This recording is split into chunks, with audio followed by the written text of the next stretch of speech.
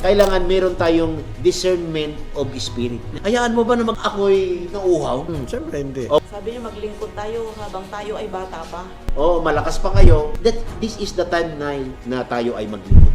Katulad yung reels ko noon na noong naka-wheelchair na, saka lang gusto mag-gimo. Nung wala siyang tungkod, ayaw niya. Isa sa inyo na naman ang programang Orasyon TV Broadcast sa hapong ito. At ngayon, makapakinig naman kayo ng bang episode para kayo ay mabusog ng salita ng Diyos. Ulitin ko na naman, man shall not live by bread alone but by every word that proceeded out of the mouth of God. So, this is free. Kayo ay libre na makinig. Amen! Amen. Libro ng Pilipos, sulat ni San Pablo sa mga Philippian Church dito sa Pilipos chapter 4 verse magsimula ko sa 18 hanggang 20. Ang liham na ito ang pagkilala sa lahat ng mga kaloob ninyo sa akin. Higit pa sa pangailangan ko ang tulong ninyo sa akin na hatid ni Epaprodito. Ang mga ito ay tulad ng mabangong handog sa Diyos, mga alay na katanggap-tanggap at kalugod-lugod sa Diyos. Sa verse 19, at buhat sa hindi maubos na kayamanan ng Diyos, ibibigay niya ang lahat ng inyong kailangan sa pamagitan ni Kristo Jesus. Purihin ang ating Diyos at Ama magpakailan paman. Sa verse 19, 20. For my God shall supply all All your my needs according to His riches in glory by Christ Jesus. Sa English, ito, but my God shall supply all my needs according to His riches. The word shall, pwedeng mapalitan yon ng pwedeng ng can. But my God can supply. Pwede rin but my God can supply. Number 2, shall supply. Nandito. At yung isa, but my God must supply.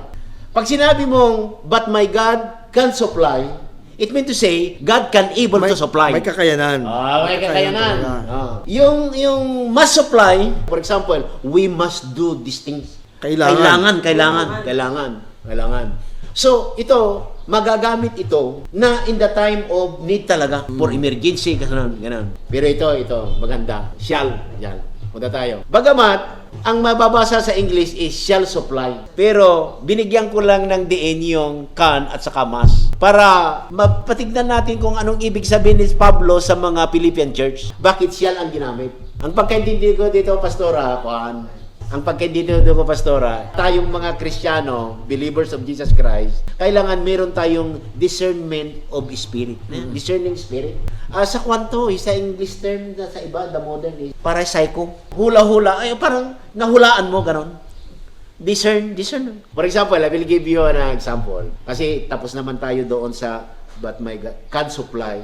Madali lang yun kasi can able. Kaya niya. Yung must, in times of talagang in need. Talagang must supply. Kasi ganun din, mayroong mga emergency cases ng Diyos na talagang sasaklulo Katulad yung ito, nangyari. Nung malunod na si Pedro, Lord, save me, sabi niya. Anong gagawin ng Diyos sa kanya? He must save. Kailangan. Kasi malunod Malunod. Yun ang ultimate remedy na yun Ganun, talaga. Whatever the circumstance is, God must save Peter on that time. Kaya punta tayo si Shall. Ito ang nakuhan ko kasi pinagbulay-bulayan ko sa aking isipan ito. Binigyan ko din yung discernment, discerning spirit. Kasi for example, magkakasama tayo. Hindi mo ba nararamdaman ang aking mga pangailangan, ang aking need? Kumbaga, nadidetect ko agad na ano hindi mo ba na for example, tilmonan. Siyempre, ibig sabihin, parang nauuhaw ako. Kung ikaw manhead, ay hindi mo kwan. Wala lang.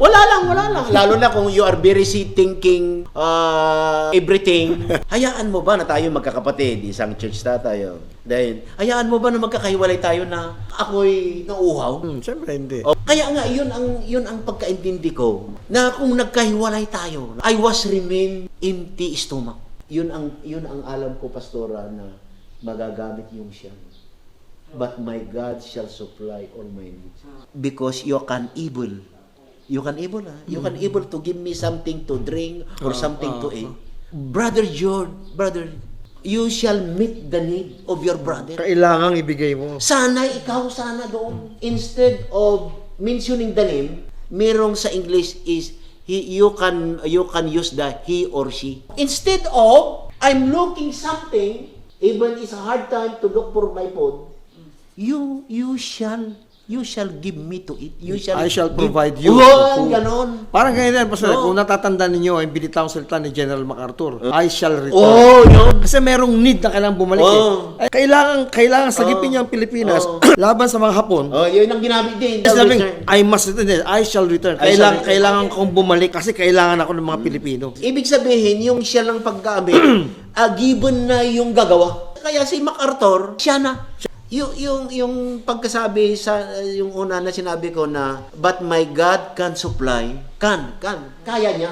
Pero pwede pa rin na hindi niya gawin. Oo. Pero yung must, kailangan gawin yun. Immediate na yun eh. Imagine. Oo. Pero yung shall, Gagawin niya pwedeng talaga. hindi gawin, pwede rin gawin. Shall return, pwede niya hindi to pa rin yun eh. Pwede hindi niya to pa rin. Pwede hindi siya makabalik. Napakaliwanag yung can supply, must supply. Pero yung shall, alam ko ang isipan ni San Pablo na nagsulat sa mga Ephesian church, they need to be they must be coordinated well. Kasi kung kaya nga merong magulang na nag-a-advise pastora na yung huling habilin, last will, yung magkakapatid. Ang sabi yung parents, yun ang advice ko. Kahit ako rin, na kung mawala kami. Kahit yun, naranasan ko din yung advice na kayong magkakaibigan, magkakapatid. Kung wala na, ulila na kayo. Huwag niyong hayahan. Wala kayong communication. Every now and then, magtawag-tawagan kayo at magkakita-kita kayo. Nakikita ko na sa Facebook eh. Oo. Yung Nare-restore yung relasyon eh. para makikita mo, makumustaan mo, alam mo yung mga pangailangan. Kasi mayroong mga magkakapatid din na magkukontrahan. Mayroon din magkakapatid na magkakaibigan din. Masasabi lang niya yung gusto rin niya na hindi siya nahiya. Mayroon mga magkakapatid na nahiya magsabi nang dahil sa ipag, nang dahil sa bayaw. Ayaw niya. Ito ang naramdaman ko na ibig sabihin ni San Pablo sa mga Ephesian church. But my God shall supply all my needs. Because naramdaman ni Pablo noong araw na yung mga nakasalamuhan niya, mga kapatiran niya, sila ang una nakapag-isip na ginagamit ng Diyos na bibigyan siya instead of somebody outside. Ganon. Yun ang nakuhan ko doon yung pagkasabi ni Pablo na, but my God shall supply. Because there's somebody out there in your church, sa mga kasama niyo sa church, na nakakaramdam na gagamitin sila ng Diyos. So dito po nakita ko talaga na yung sinasabi ni Apostol Pablo, dahil kasi yung time na nangangailangan siya, ay nag-response talaga ang mga Pilipos. Hindi lang sila minsan nagbigay sa kanya ng tulong sa time na kailangan niya. At yun na, pinakita nga dito sa verse 18, ang sabi niya, ang liham na ito, ang pagkakilala sa lahat ng kaloob ninyo sa akin. Higit pa sa pangangailangan ko ang tulong ninyo sa akin, na hatid ni Epaprodito. Ang mga ito ay tulad ng masamyong handog sa Diyos, mga alay na katanggap-tanggap at kalugod-lugod sa Kanya. So dito nakita po natin na yung time na kailangan ni Apostol Pablo ng tulong, pinaramdaman ng mga taga-Pilipos ang pangangailangan ito, kaya nagpadala sila ng tulong na higit pa sa pangangailangan ni Apostol Pablo. At kaya dito nakita niya, siyempre sa time na kailangan natin, na kumbaga, yun nasa emergency tayo, tapos biglang may pinadala ang Panginoon, di ba? Sabi nga, para sa kanya, yun ay kalugod-lugod, katanggap-tanggap at masamyong handog, mabangong handog sa Panginoon. Kaya nakikita natin yung mga taong ginagamit ba ng Diyos sa time ng mga emergency natin, maipapadala ang Panginoon. Ang tingin natin sa taong yun, di ba? Parang angel. Kaya yun ang naramdaman. Kaya sabi nga ni Pastor, kinakailangan ang mga anak ng Diyos, ang mga Kristiyano, ay mayroong ganong klase ng espiritu na nakakaramdam ng pangangailangan ng kanyang kapwa. Dahil kasi ito ang naramdaman ni Apostol Pablo. At hindi lang siya minsan pinadalhan ng tulong. Kumbaga, tama na yan, nabigyan na kita, tama na. Ako meron akong pinsan na gano'n ang sinabi sa akin.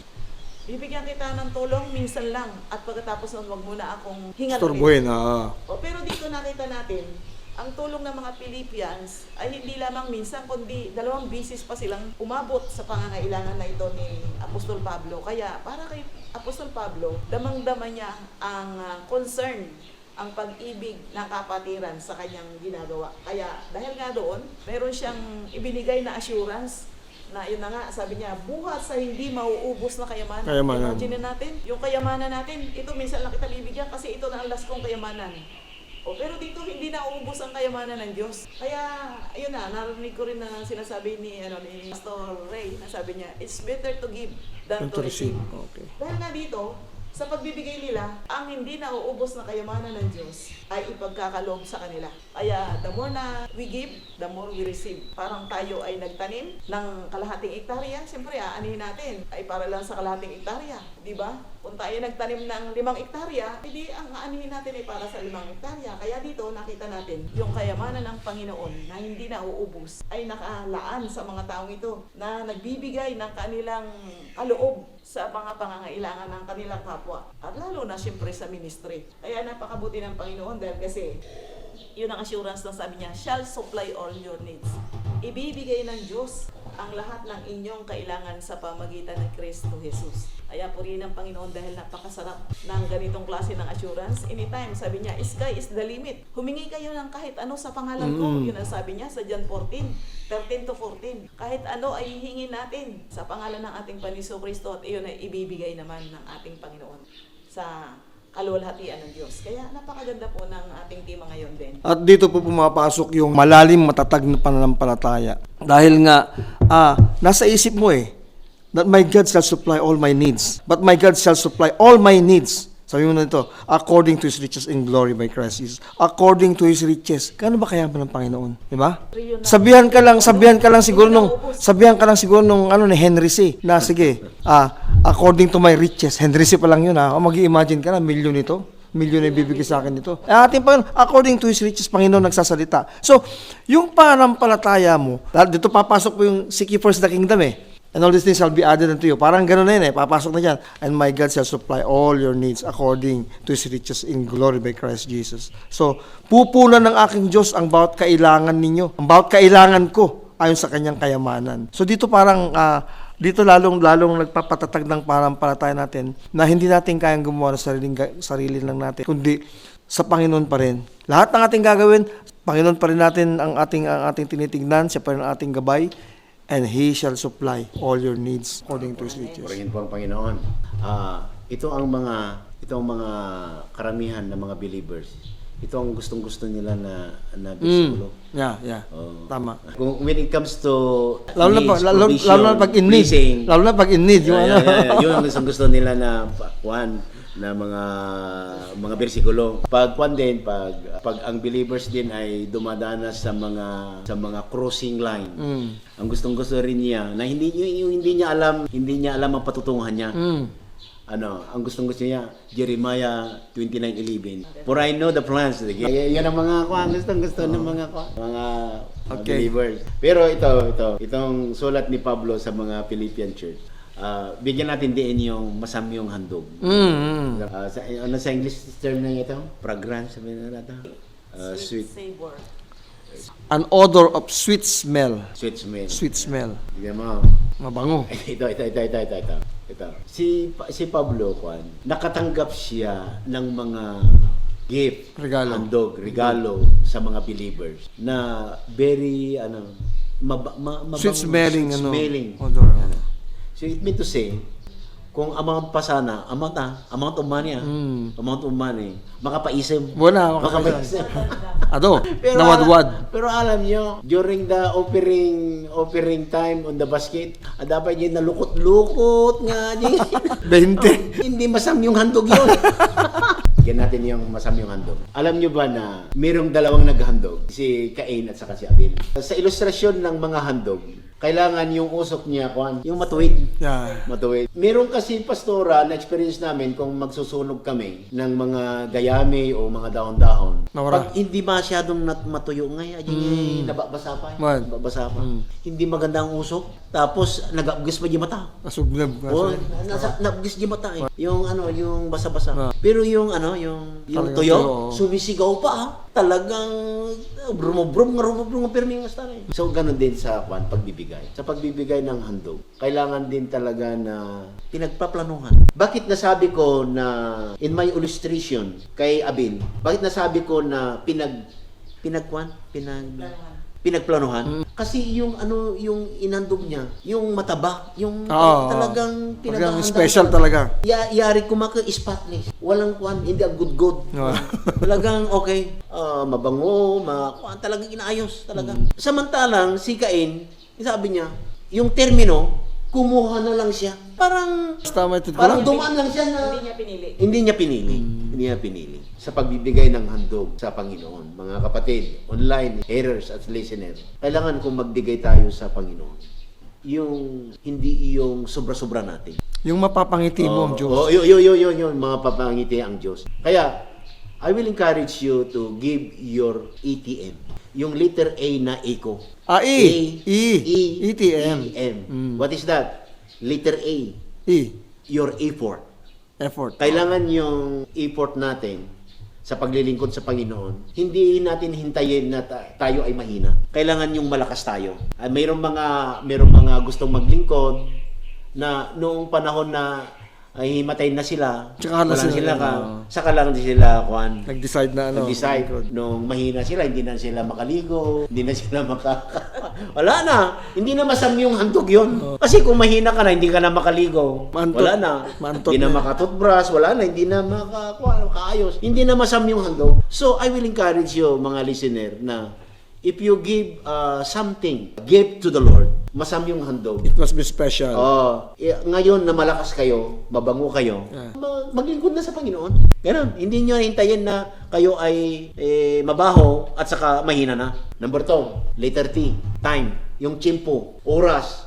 Ngayon pa kayo na maglingkod kung wala na kayong oras. Malakas pa kayo. This is the time na tayo ay maglingkod na. Kaya nga, katulad yung reels ko noon na, noong naka-wheelchair na, saka lang gusto mag-gimong. Yan. Nung 4 na ang tungkod, saka lang gusto mag-gimong. Nung wala siyang tungkod, ayaw niya. Letter M. Effort, time, and money. Kailangan. Alam mo kasi, Brother George, pag 20 na kasi, maraming nakahawak na dyan, hindi na mabango. Pag maraming nakahawak na. Maraming nakahawak. So, mabango yung ano pa. Yung bihira lang nahawakan, 1,000. Ngayon, agila na. Nakirasang pa Meron daw nagrereklamo sa agila. Kasi yung agila daw, nilagay sa 1,000. Pag darikmat laang, lilipad na. Kaya dapat yan, pagong. Dapat pagong para mabagal. Yun. Kailangan, kung gusto mo talagang mabango, yung hindi masyadong nahawakan. Lalo na kung 20 na galing sa sadiwaan. Mas. Yung mga ganon. So, I will encourage you to give, especially to the listener, to give your ATM na masam yung handog. Your effort, your time, and your money. So, yun nga po, kinakailangan kung ano man ang ating ibibigay sa Panginoon. Sabi niya, maglingkod tayo habang tayo ay bata pa. Amen. Dahil kasi pagka tayo ay matanda na, syempre marami na tayong, sabi nga, baka maging pabigat pa tayo sa misyon. Kaya pagka tayo ay malakas pa, gawin na natin ang the best para sa Panginoon. Dahil kasi ang ating Diyos ay the best naman kung magbigay at siya naman ay the best din sa lahat ng bagay. Dahil nga siya ay makapangyarihan at alam niya ang lahat ng ating pangangailangan.